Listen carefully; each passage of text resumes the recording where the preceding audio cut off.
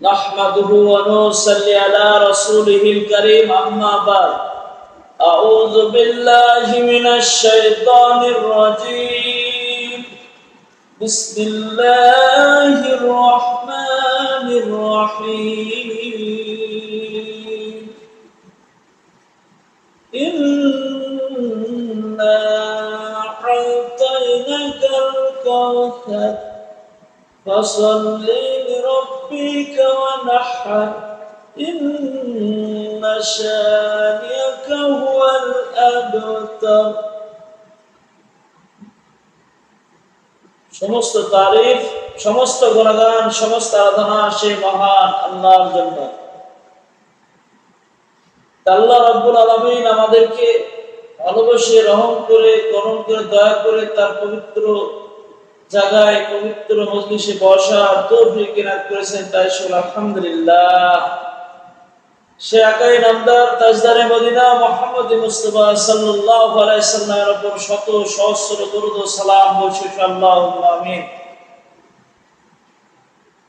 যে আমরা আল্লাহ রাব্বুল আলামিন যখন আদমকে সৃষ্টি করলেন, আদমকে সৃষ্টি করার পর বললেন সমস্ত ফেরেশতা মণ্ডলী তোমরা আদমকে সিজদা করো।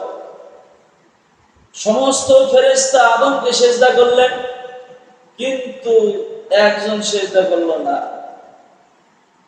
যখন ওর নাম ছিল আজাজিল, আজাজিলকে বলল তুমি সিজদা করো, কিন্তু সে সিজদা করছে না। খুব জ্ঞানী গুণী ছিল, বুদ্ধিজীবী ছিল।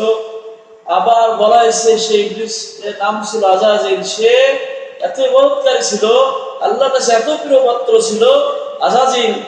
আর সেই মুআল্লিমুল মালাইকা, ফেরেশতাদের শিক্ষকও ছিল, ফেরেশতাদের শিক্ষাও দিয়েছেন। এরকম ব্যক্তি ছিলেন আজাজিল। তার নাম এখন আমরা বলি ইবলিস, শয়তান। আল্লাহ রাব্বুল আলামিন সমস্ত ফেরেশতাদের বললেন সিজদা করো আদমকে। আদমকে সবাই সিজদা করলো, কিন্তু আজাজিল ওই ইবলিস সিজদা করলো না। তখন আল্লাহকে বলছে, আল্লাহ তুমি তো বলেছো আমাকে ছাড়া কাউকে যদি সিজদা করো তাহলে কি হবে ওই সিজদা করা? তুমি তো বলেছো ইবলিসে শিরক হবে, আর আল্লাহ ব্যতীত কাউকে সিজদা আমি করব না।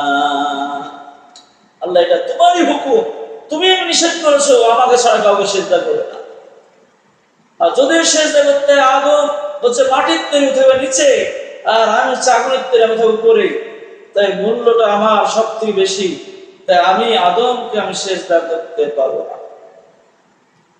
আদমকে সিজদা করলো না।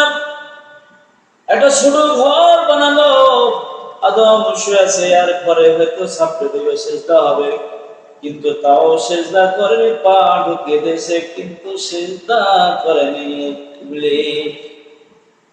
তখন আল্লাহ পাক বললেন, ও ইবলিস, আজকে শয়তান হয়ে যাও, তুমি জাহান্নামী, তুমি চিরজীবনের মতো জাহান্নামী, তুমি আজ থেকে আমার নাম, তোমার নাম তোমার ইবলিস, শয়তান।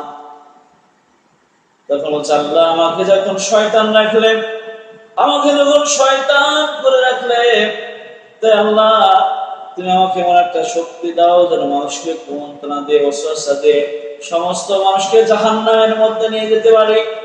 আল্লাহ পাক বলল, আমার যারা প্রিয় বান্দা হবে, তুই জাহান্নাম দুনিয়ার দূরের কথা, তাকে একবার স্পর্শ করতে পারবি না যদি আমার প্রিয় বান্দা হয়।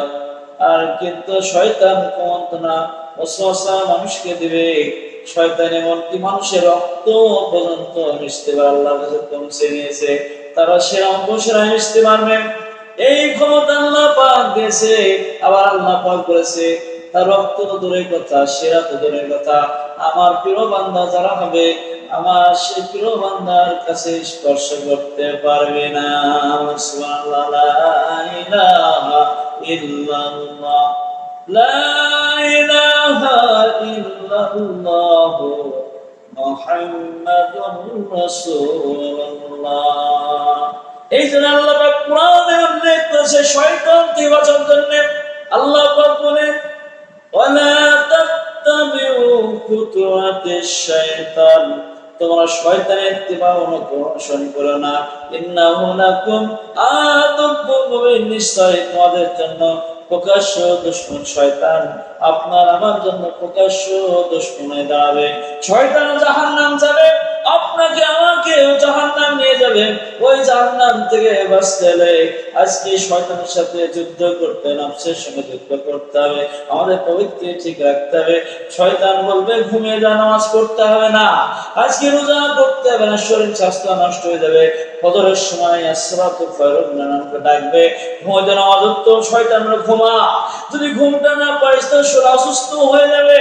কিন্তু ফজরের নামাজ যদি কোনো বান্দা পড়ে, আল্লাহর হুকুমে কেউ যদি ওঠে, ওই ভোরবেলার বাতাসটা এত সুন্দর বাতাস, মানুষের সুস্থ থাকে শরীর, সে শরীরটা নষ্ট হয় না।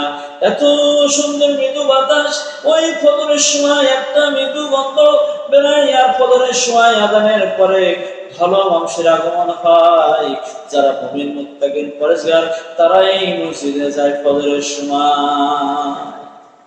ফজরের নামাজ যারা কাজা করে আর ঈশা আর ফজরের জামাত যারা ফেল করে, এরা বলা হয় মুনাফিক বলাইছে, মুনাফিকের আলামত বলাইছে। এই জন্য আমরা ফজর ঈশা নামাজ ইনশাআল্লাহ চেষ্টা করবো জামাতে পড়ার, আর আমরা প্রত্যেকে শয়তানের সাথে জিহাদ করবো। শয়তান আপনাকে বাধা দিবে, পড়তে যেতে দেবে না, সেই বাধা থেকে আপনাকে চেষ্টা করতে হবে নামাজে যাবো। আপনাকে রোজা করতে দিবে না, সত্য কথা বলতে দেবে না, এটা হচ্ছে শয়তানের কাজ। এই শয়তানের কাজ থেকে আমরা যেন বাঁচতে পারি, সেই তৌফিক শুকর করে আল্লাহুম্মা আমিন।